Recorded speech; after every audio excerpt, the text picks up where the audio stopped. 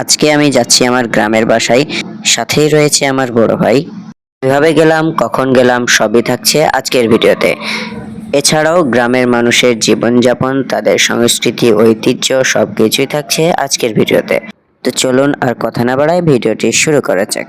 Hello everyone, আসসালামু আলাইকুম। কেমন আছেন সবাই? আশা করি সকলে ভালো আছেন। আপনাদের দোয়া এবং আল্লাহর রহমতে আমিও ভালো আছি।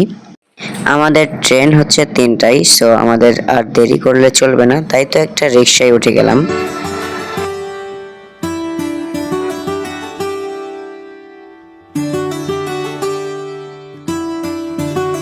রিক্সাওয়ালা মামা আমাদের রকেটের গতিতে নিয়ে চলে যাচ্ছিল স্টেশনের দিকে, কারণ আমাদের হাতে আর বেশি সময় নেই। এদিকে এক চাচা বাঁশ নিয়ে আমাদের দিকে তাড়া করছিল। সেই বাঁশকে উপেক্ষা করে আমরা স্টেশনের দিকে চলে যাচ্ছি, কারণ আমাদের হাতে আর বেশি সময় নেই। তো দেখতে দেখতে আমরা স্টেশনে চলে এলাম, রিক্সা থেকে নেমে গেলাম অ্যান্ড আমরা স্টেশনের ভিতরে চলে গেলাম। আমাদের হাতে আর মাত্র 5 মিনিট সময় আছে, তাই তো দৌড়ে দৌড়ে আমরা ট্রেনের কাছে চলে এলাম। এখানে এক ভাই আমাদের ফুল টুল না দিয়ে স্বাগতম জানালেন। ট্রেনে অনেক ভিড় ছিল, তাই আমাদের অনেক কষ্ট করে উঠতে হয়েছে। দেখুন মানুষের ভিড় কত। আমাদের সিটের ওখানে যেতে প্রচুর কষ্ট হয়েছে। যেতে যেতে সুন্দর দৃশ্যগুলো দেখছিলাম আর মুগ্ধ হচ্ছিলাম। তো দেখতে দেখতে আমরা শীতলা স্টেশনে চলে এলাম।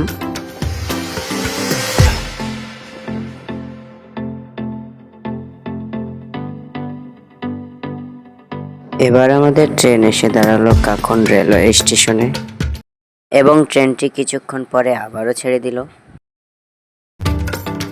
এটা ললিতনগর স্টেশন, দেখে বোঝার উপায় নাই যে এটা স্টেশন।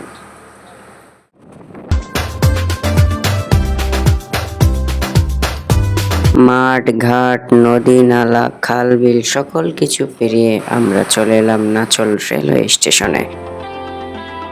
এখানে এসে আমরা একটা অটো ভাড়া করে নিয়ে চলে গেলাম।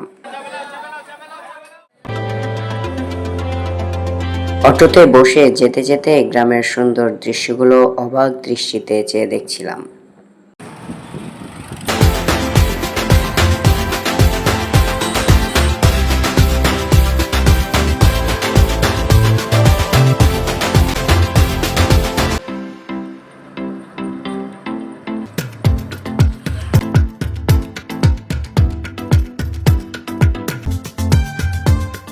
এখন আমরা আছি হাজরাদিঘিতে। এখানে আমরা অটো থেকে নেমে আরও একটা ভ্যানে উঠে চলে গেলাম ভাতসার উদ্দেশ্যে। গ্রামের ভিউটা জাস্ট দেখুন, কি চমৎকার। গ্রামের সুন্দর দৃশ্যগুলো দেখতে দেখতে আমরা ভাতসায় পৌঁছে গেলাম এবং সেখানে আমরা গাড়িওয়ালাকে ভাড়া দিয়ে হাঁটা শুরু করলাম। যে আমার বড় ভাই আসছে। হ্যালো। গ্রাম মানে হলো কোলাহল মুক্ত পরিবেশ। হ্যালো এভরিওয়ান, আসসালামু আলাইকুম। কেমন আছেন সবাই? আশা করি সকলে ভালো আছেন। আপনাদের দোয়া এবং আল্লাহর রহমতে আমিও ভালো আছি। আজকে আমি অনেকদিন পরে আরও একটা নতুন ভিডিও নিয়ে চলে এলাম আপনাদের সামনে। আজকে আমরা চলে এসেছি আমাদের গ্রামের বাসায়। তো আসলে আমি গ্রামের পরিবেশটা দেখাই, এত সুন্দর আমি বলে বোঝাতে পারবো না। তো দেখেন আপনারা। আসসালামু আলাইকুম। গ্রাম এই কথাটা বললেই আমাদের চোখের সামনে ভেসে ওঠে সবুজ শ্যামল, সুজলা সফলা, শস্য শ্যামলা সেই প্রাকৃতিক দৃশ্য। গ্রামে আসলেই আমরা দেখতে পাই একাধ মৌসুমে একাধ রকম চিত্র।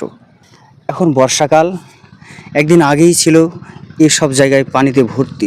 আজকে দেখুন যে কত স্রোত গেছে, স্রোতের চিহ্ন রেখে সে স্রোতটা চলে গেছে। এখন আমরা আজকে এসেছি একদিন পরেই, আমরা দেখতে পাচ্ছি স্রোতের তীব্র গতিতে গাছপালাগুলো হেলে গিয়েছে। আর চারিদিকে দেখুন ধানের চারা রোপণ করেছে, অনেক সুন্দর। সকল চাষি কাজে ব্যস্ত, আর চারিদিকে পাখির কিচিমিচি শব্দে আমাদের সত্যি মনটা ভরে যাচ্ছে।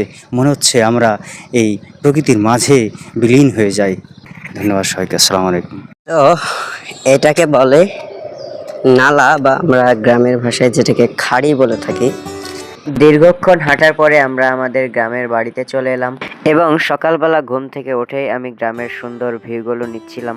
গ্রামের মানুষ খুব সকাল সকাল জমিতে কাজ করতে চলে যায় যে যার মতো। কাজের মাঝেই যে রয়েছে প্রকৃত শান্তি, সেটা গ্রামের মানুষকে না দেখলে বোঝাই যাবে না।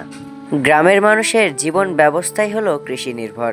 গ্রামের মানুষের শৈশব কাটে অনেক আনন্দে। বাহারি রকমের খেলা, খাল ডোবায় সাঁতার কাটা ও মাছ ধরার মাধ্যমেই কাটে এখানকার শিশুদের শৈশবকাল। এছাড়াও গ্রামের শিশুরা মুক্ত আবহাওয়ায় ঘোরাঘুরি করে সময় কাটায়। এই অপরূপ সৌন্দর্যে ঘেরা গ্রামটি আপনার মন জয় করে নেবে নিমেষেই। যেদিকে তাকাই সেদিক থেকেই যেন চোখ ফেরানো মুশকিল হয়ে যায়। গরুকে হাটে নিয়ে যাওয়া হবে, সেজন্য গাড়িতে তোলা হচ্ছে। জমিতে কীটনাশক প্রয়োগের জন্য পরিমাণ মতো কীটনাশকের সঙ্গে পর্যাপ্ত পরিমাণ পানি দেওয়া হচ্ছে। আজকের ছোট্ট ভিডিওটি এ পর্যন্তই। দেখা হবে পরবর্তী কোনো ভিডিওতে। সে পর্যন্ত সকলে ভালো থাকবেন, সুস্থ থাকবেন, এই প্রত্যাশায়। আল্লাহ হাফেজ। আসসালামু আলাইকুম।